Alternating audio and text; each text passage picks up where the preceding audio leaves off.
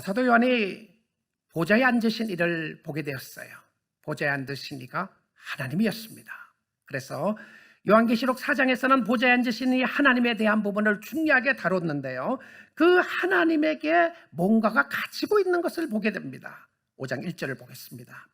내가 보며 보좌에 앉으신 이의 오른손에, 하나님이죠, 모든 것을 다스리시고 주관하신 하나님이 앉아 계신 걸 보는데 왕좌에 앉아 계십니다. 그 오른손에 두루마리가 있으니, 스크롤입니다. 스크롤.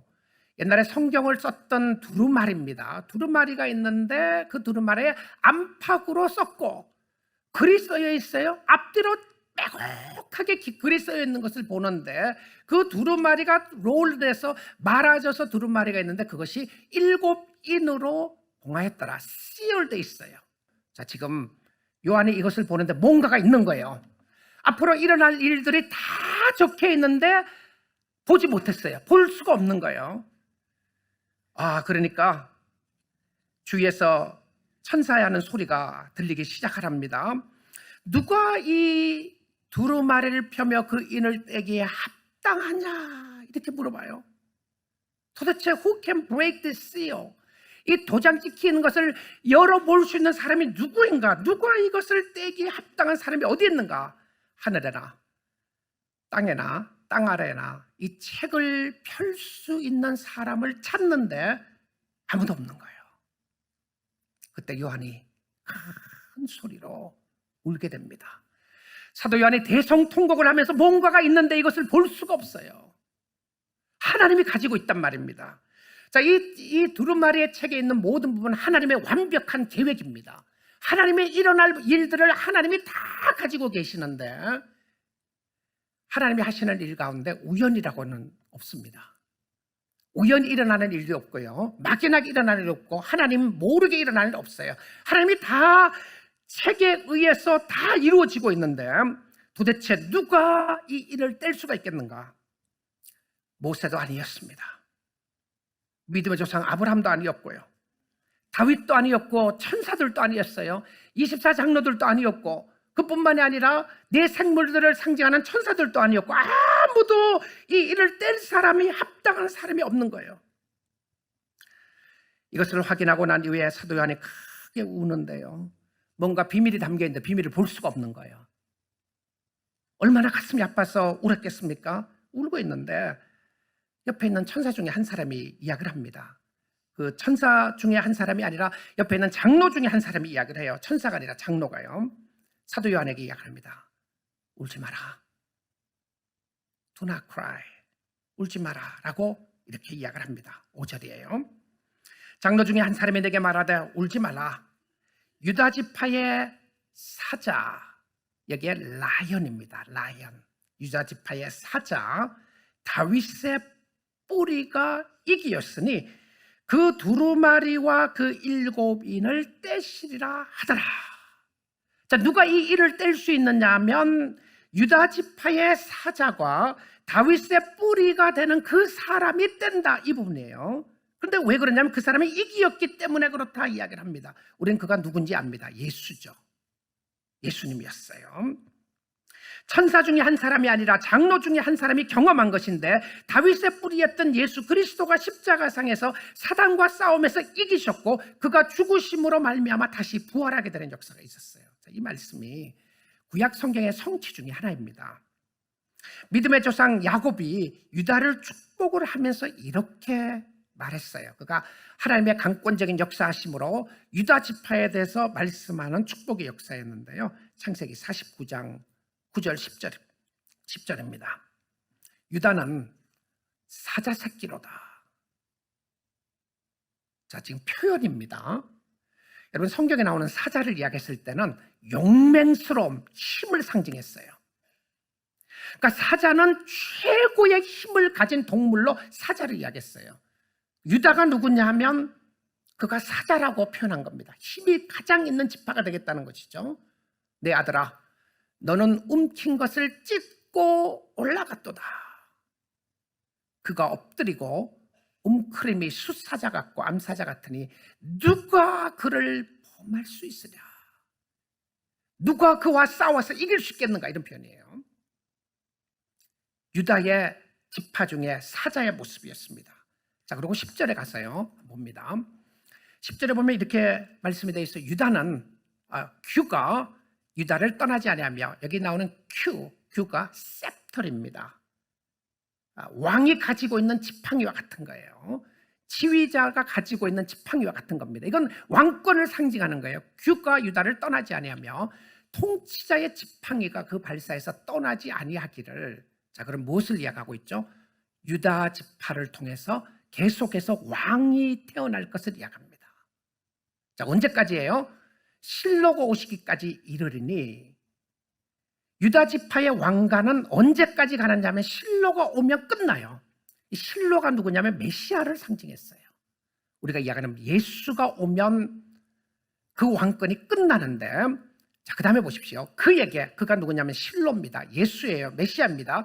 그에게 모든 백성이 복종하리로다. 유다 지파뿐만이 아니고 이스라엘 백성뿐만이 아니고 세상의 모든 지파가 그 실로 앞에, 메시아 앞에 굴복하게 될 것을 이야기를 합니다. 그가 누구였나요? 사자를 상징하는 사자였습니다. 자, 이 사자를 상징하는 이 모습이 모든 사람들이 그 앞에 무릎을 꿇게 될 것이라고 이야기를 했어요. 이 사자가 이 인을 뗀다고 이야기합니다. 하나님이 가지고 계신 두루마리의 인을, 씨를 브레이크할 수 있다고 이야기를 했어요. 자, 그러고 나서는 사도 요한이 동물을 봅니다. 사자를 보나요? 사자가 이겼다고 했는데 사자를 보는 것이 아니라 어린 양을 봅니다. 사자가 양이었어요. 힘이 있고 세상에 그 어떤 권세도 그 누구도 당할 수 없는 힘을 가지고 있었던 메시아가 이 땅에 오셨을 때는 어린 양으로 오셨습니다. 아무 힘이 없는 어린 양 말입니다. 사람들이 왜 예수를 믿지 못하나요? 유대인들이 왜 예수를 믿지 못했습니까? 믿지 못한 사람들이 그렇게 많습니까? 오늘 또 왜 예수를 잘 믿지 못하나요? 아직도 사람들이 착각하고 있는 것이 있기 때문에 그렇습니다. 능력의 하나님이면 믿을 텐데 능력의 하나님이 아니라 죽임당하신 어린 양의 하나님을 싫어한 것이었습니다. 유대인들은 생각했습니다. 초림의 예수가 이 땅에 오셨을 때 그가 힘있는 왕이라고 생각을 했었는데, 그가 힘있는 왕으로 이 땅에 오신 것이 아니라 죽임당한 어린 양으로 오셨어요. 우리의 죄를 대속하기 위해서 대속의 제물이신 어린 양의 상징으로 오셨다는 것이죠. 세례 요한이 예수님을 보고 이렇게 말했습니다. 세상 죄를 지고 가는 하나님의 무엇을 보라? 어린 양을 보라. 자, 여러분, 잘못 이것을 이해하시면 모독 같아요. 세례 요한이 어떻게 예수 보고 양이라고 그래요?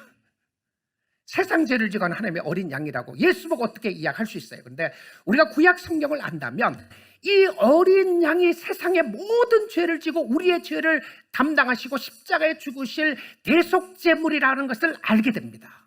희생제물이라는 것을 알게 돼요. 기독교는 대속의 기독교입니다.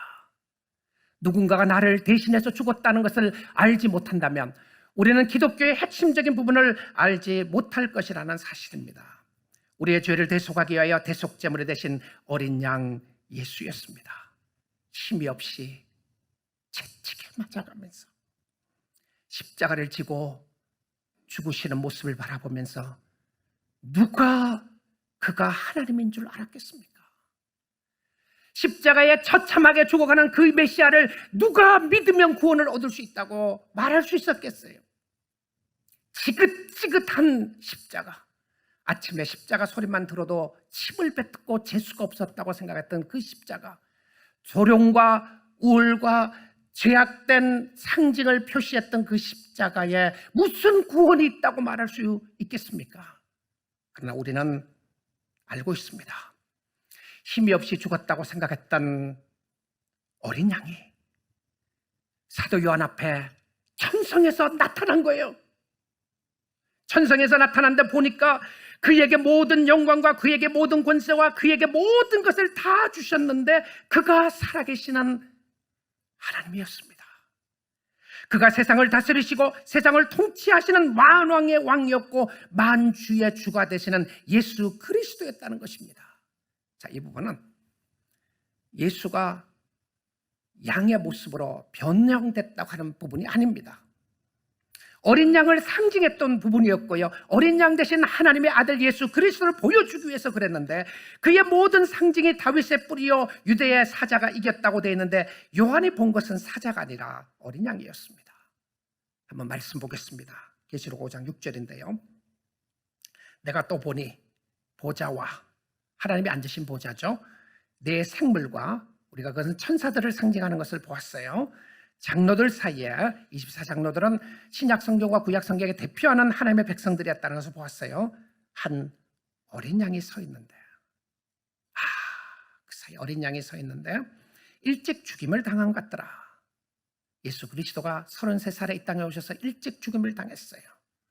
그가 도살장으로 끌려가는, 이사야 53장에 나오는 것처럼 그가 도살장으로 끌려가는 양과 같이 그는 입을 열지 아니하였도다. 세상 죄를 지고 가는 하나님의 어린 양은 말을 할 수가 없었고 그의 가는 길은 죽음의 길인 것을 그는 알았습니다. 그리고 그가 일찍 죽임을 당했는데 보십시오. 그에게 7 뿔과 7 눈이 있으니, 자, 7은 완전수라고 그랬어요. 성경에 나오는 뿔은요, 승리자를 이야기했습니다. Raise your horns, 너의 뿔을 들지어다, 너의 뿔을 높이 들지어다. 이 표현은요, 이 권세를 이야기했어요. Honor and glory, 승리자의 권세를 이야기했습니다. 근데 그에게 무엇이었냐면 7 뿔이 있어요. 모든 승리의 상징이었어요. 그 다음에 또 뭐가 있느냐 하면 7 눈이 있습니다. 눈이 7개가 있어요. 근데 7이 있다는 부분이 7개 눈만이 아니었어요. 요한이 보았던 7개 눈이었는데요, 그 눈들은, 자, 그 눈이 어디 있는지 보십시오. 그 눈은 이 눈이, 어린 양에게 눈이 있었는데 이 눈이 어디에 가 있어요? 지금요, 세상에 있어요. 와, isn't that amazing? 자, 천상에서, 어린 양에서 나오는 눈이 세상을 비추고 있는 거예요. 이 땅에 보내심을 받은, 뭐라고 되어 있습니까? 하나님의 7 영이더라. 여러분, 성삼위일체 하나님의 완벽하신 모습을 여기서도 볼 수 있게 됩니다. 굉장하죠? 세상에서 다 보고 계신 분은 성령인데 하나님의 영이었어요. 그런데 그 영이 어디에서 나왔습니까? 성령이 어디서 나왔어요? 어린 양 대신 예수 그리스도로부터 나왔다는 사실입니다. 예수님의 영이었어요. 자, 예수님이 이 땅에 계실 때 이렇게 말씀하셨어요. 내가 가는 것이 너희들에게 유익하다. 죽는 것이 유익하다, 이런 표현이에요. 왜냐하면 내가 가지 않으면 보혜사를 줄 수 없는데 내가 가면 너희에게 보혜사 성령을 보내주겠다고 그랬어요. 근데 그 보혜사 성령이 누구냐면 예수 그리스도의 부활의 영이었어요. 그래서 예수님이 승천하시고 난 이후에 오순절 마가 다락방을 통해서 성령의 역사가 임하게 된 거죠. 그 성령은 누구냐면 예수님의 영이었어요. 자, 오늘 여기 보니까 그 성령이 어디서 나왔다고요? 그것은 하나님의 영인데 어린 양의 눈에서, 어린 양에서 나온 성령의 역사였다고 이야기를 합니다. 기가 막히죠? 찬란한 영광으로 인도하게 되는데요, 성령께서 다 보고 계시고 지키시고 인도하고 계시는 거예요. 오늘도 이 자리에 성령께서 함께 하시고 여러분의 심령 속에 하나님의 영이시고 예수 그리스도의 부활의 영이신 성령이 함께 하시고 동행하시는 줄 믿습니다. 놀라운 장면을 보여주는 거예요. 자, 이 어린 양이 앉으신 하나님께로 다시, 어린 양이 하나님께로 나아가게 됩니다. 그리고 이 어린 양이 보좌에 앉으신 하나님께 나가서 오른손에 있는 두루마리를 취하십니다. 가져갔어요. 자, 이 두루마리를 취하는 순간에 simultaneously, 일시적으로 하나님 천성에서 일어나는 반응을 적고 있어요. 지금 일시적으로 일어나는 겁니다. 자, 그 모습을 이제 바라보고 있는 모습 속에서 계시록 5장 8절에서 이 모습 이렇게 설명하고 있습니다. 그 두루마리를 취하심에 어린 양이 취하는 거죠. 내 생물과 24장로들이, 자, 이 두루마리를 가져가는 순간에 누구 앞에 엎듭니까? 어린 양 앞에 엎드려 예수 앞에 엎드는 거죠. 예수 앞에 무릎을 쫙 꿇어 엎듭니다. 누가요? 천성에 있었던 하나님의 백성들과 천사들을 상징했던 이분들이 딱 엎드는데요. 보니까 24장로가 천사들에게 두 가지를 가지고 있었어요. 이 사람들이요. 첫째는 뭘 가지고 있었냐면 검은고를 가지고 있었어요. 이 검은고가 harp입니다. harp를 들고 있는 거죠. 한쪽에는 harp를 들고 있고요. 또 다른 한쪽에는 무엇을 가지고 있냐면 금 대접을 가지고 있어요. 금으로 만든 볼입니다. 볼. 그냥 그릇을 가지고 있는데요. 잘 보십시오. 그것이 뭐라고요?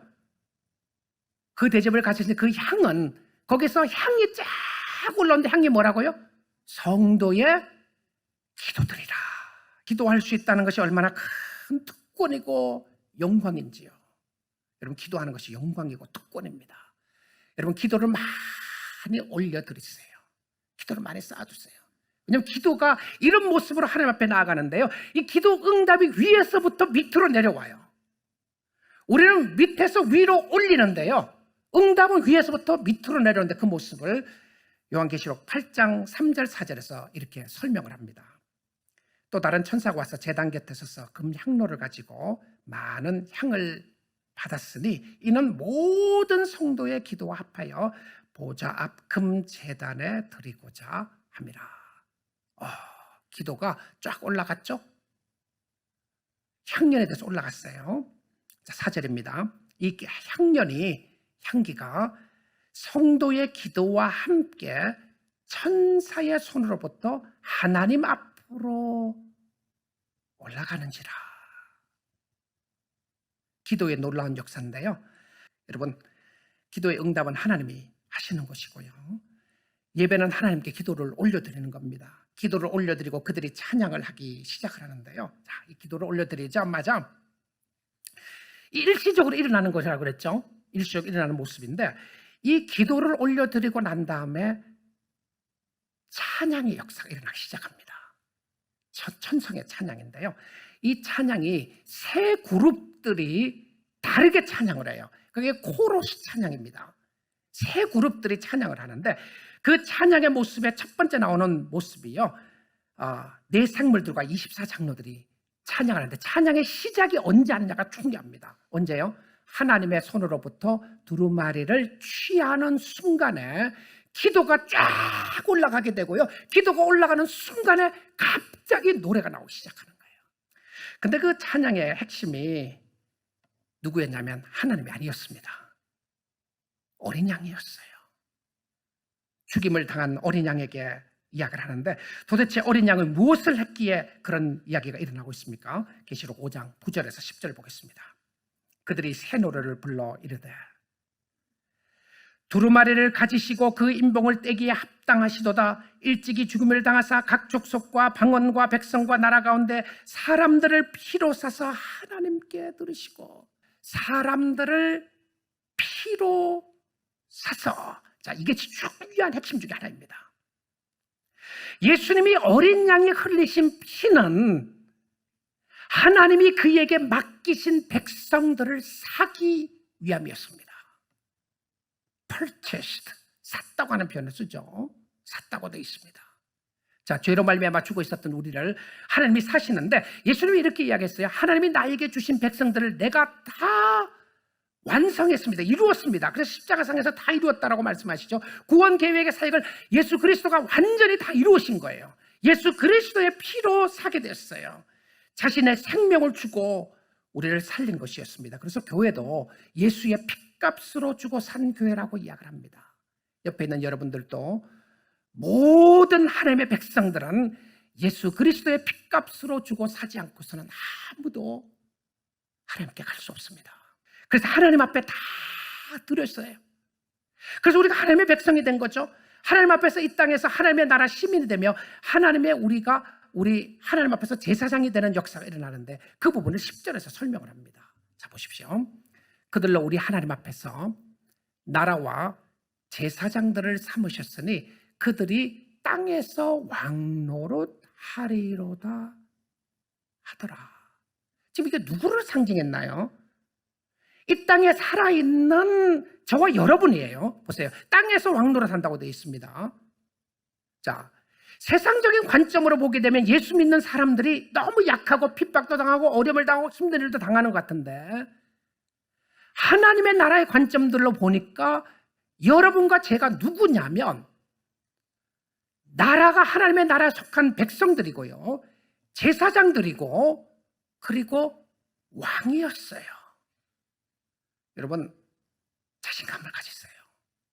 여러분이 제사장이에요. 여러분이 하나님의 나라 백성들이고, 여러분이 왕같은 제사장으로 하나님을 섬기는 대단한 모습들을 보여주고 있음을 설명해주고 있습니다. 자, 그래서 첫 번째 그룹의 사람들이요, 천사들과 24 장로들과 네 생물들이 찬양을 쫙 하게 됐어요. 하나님의 이름을 높입니다. 어린 양 예수 그리스도를 높입니다. 하나님께서 하신 일, 예수 그리스도 하신 일을 쫙 설명을 했어요. 그 소리가 들리시나요? 서주안에 보고 듣고 한 모습인데, 그 그룹이 끝나고, 노래가 끝나고 나서 바로 두 번째 그룹의 찬양이 나옵니다. 근데 그 두 번째 그룹의 찬양들이 네 생물과 천사들 외에 수많은 천사들이 찬양을 해요. 계시록 5장 11절 12절입니다. 내가 또 보고 들으매 보좌와 생물들과 장로들을 둘러선 많은 천사의 음성이 있으니, 저는 이 계시록 5장을 공부하고 설교를 준비하면서 너무 가슴에 벅차 올랐어요. 천국 가서 찬양하고 함께 찬양하고 어린 양 대신 예수 그리스도를 바라보고 있는 모습을 상상해 보게 됐어요. 찬양의 소리가 들리는 것 같아요. 그곳으로 요한을 인도하는데 세상의 모습은 신음과 고통과 한숨 쉬는 소리가 들려지는데, 천성에서는 찬양, 어린 양 앞에 엎드려서 찬양하는 모습을 보게 됩니다. 그들이 무슨 찬양을 하는지 한번 보겠습니다. 12절이에요. 큰 음성으로 이르되, 아마 표현을 할 수 없어서 이렇게 표현했다고 생각합니다. 큰 음성으로 찬양입니다. 지금 노래하는 거예요. 죽임을 당하신 어린 양은 능력과 부와 지혜와 힘과 존귀와 영광과 찬송을 받으시기에 worthy is the lamb, 합당하시도다. 자, 여기 보면 7가지의 성령이 나옵니다. 7가지예요. 완전한 프레이즈입니다. 성령에 속해 있는 모든 것을 He is the one who receive all this glory and honor, 그가 찬양과 존귀와 영광과 모든 것을 받으시기에 합당하도다라고 천사들이 찬양을 하기 시작을 합니다. 예배를 받으시기에 합당하신 하나님, 어린 양이신 예수 그리스도, 그가 모든 것을 가지고 계셨고 그가 모든 것을 드리기를 원합니다. 여러분, 예배는요, 은혜 받았고 안 받았고, 내가 기분이 좋았고 나빴고, 내가 드리고 싶고 안 드리고 싶고가 핵심이 아니었어요. 예배를 받으시기에 합당하신 하나님 앞에 어린 양 예수 그리스도께 마땅히 드려야 할 것을 드리는 모습인데, 영광과 존귀와 찬양과 은혜를 다 하나님 앞에 들려지게 됩니다. 사랑하는 성도 여러분, 모든 것을 받으시기에 합당하신 예수님께 모든 영광을 돌려드릴 수 있기를 주님의 이름으로 축복드립니다. 자, 이 노래였습니다. 그리고는요, 세 번째 그룹의 코러스가 또 나옵니다.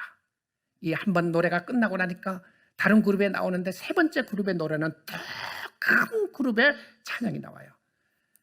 계시록 5장 13절입니다. 13절에 이렇게 기록되어 있어요. 내가 또 들으니, 자, 여기서는 봤다는 표현이 없어요. 들었다는 표현을 합니다. 내가 또 들으니 하늘 위에와 땅 위에와 땅 아래와 바다 위에서와 또 그 가운데 모든 피조물이 이르되, 자, 지상이나 천상이나 하나님이 창조한 모든 피조물들이 하나님을 찬양하기 시작합니다. 구속받은 백성들이 하나님의 이름을 찬양하며 하나님의 영광을 돌려드리는데, 하늘에 있는 사람들, 땅에 있는 사람들, 모든 피조물들이 다 어린 양에게 찬양하는 거예요. 그들은 무슨 찬양을 하느냐면 이렇게 찬양합니다. 큰 음성으로 찬양을 하면서 찬양을 하는 모습들이 13절에 나와 있죠. 보좌에 앉으신 이와 어린 양에게 찬송과 존귀와 영광과 능력을 세세토록 돌릴지어다, 이렇게 찬양했어요. 여러분, 예배는요, 지상에서 천성으로 연결되어 있는 겁니다. 천성에서 지상으로 연결되어 있어요. 모든 피조물들이 함께 하나님을 찬양을 하고 있는데요, 천성에도 지금 이 순간에도 하나님의 백성들이 천국에서 찬양하고 있어요. 그 찬양의 핵심은 World is the Lamb, 어린 양 대신 예수 그리스도, 우리를 위하여 구속받으시, 우리를 위하여 죽음을 당하셨던 그 어린 양이신 예수 그리스도가 천성에서 하나님이셨고 모든 영광과 권세를 다 그가 다 가지고 계신 거예요. 예수 외에도 구원에 있을 수 있다고요? 예수 외에도 다른 방법이 있다고 생각하십니까? 여러분이 섬기고 있는 예수 그리스도가 어린 양이 이 땅에 와서 비참하게 죽임을 당했던, 십자가의 죽임을 당했던 그 어린 양이신 예수 그리스도가 하나님이셨어요. 하나님이었습니다. 그리고 우리는 그 하나님 대신 예수 그리스도를 믿고 의지하고 있는 것이었습니다. 그리고는 예배의 자세가 나와요. 5장 14절입니다.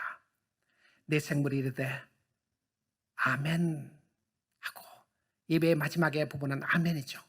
찬송의 마지막 부분은 아멘입니다. 아멘의 뜻은 그렇습니다 라고 하는 표현이죠. truly, 진짜입니다, 진실합니다 라고 하는 표현인데, 정말 당신이 모든 것을 받으시기에 합당하신 분이십니다.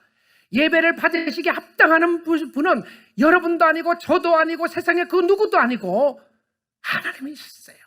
예수 그리스도였습니다. 그 하나님 앞에 모든 것을 올려드리니까 그 다음에 뭐라고 되어 있습니까? 장로들은 엎드려 경배하더라. 여러분, 정말 예배를 드린 사람은 누구였습니까? 장로들이었어요. 우리 교회 장로님들을 이야기하는 것이 아니고요, 하나님의 이름으로 구속받은 모든 하나님의 백성들이었습니다. 정말 예배하는 사람은 하나님의 백성들이었는데, 우리가 그 하나님을 예배할 수 있다는 것은 영광이었어요. 당신을 예배하고 당신을 경배하고 당신을 섬길 수 있고 당신 앞에 나갈 수 있다고 하는 것은 하나님이 나에게 주시는 최고의 영광입니다. 왜냐하면 아무나 예배 못해요. 아무나 예배 못해요. 하나님이 받으시는 예배는 찬양을 할 수 있어요, 하나님을요. 그런데 예배는 성도들에게 주어진 영광이요 특권이었습니다. 하나님 이름을 높이는 특권이었어요. 새 노래를 부를 수 있는 사람들 하나님의 백성들이었고요, 이 새 노래는 영으로 부르는 노래였고, 하나님의 피로 사게 된 하나님의 백성들이 성령의 역사로 부를 수 있는 노래였습니다. 사랑하는 성도 여러분, 우리의 눈과 우리의 마음과 우리의 정성을 저 천성으로 향해서 오늘도 여러분을 사랑하시고 함께 하시고 여러분을 붙잡고 계시는 그 하나님을 바라보시며 어린 양의 신 예수 그리스도를 바라보시고 믿음으로 승리할 수 있기를 주님의 이름으로 축복드립니다.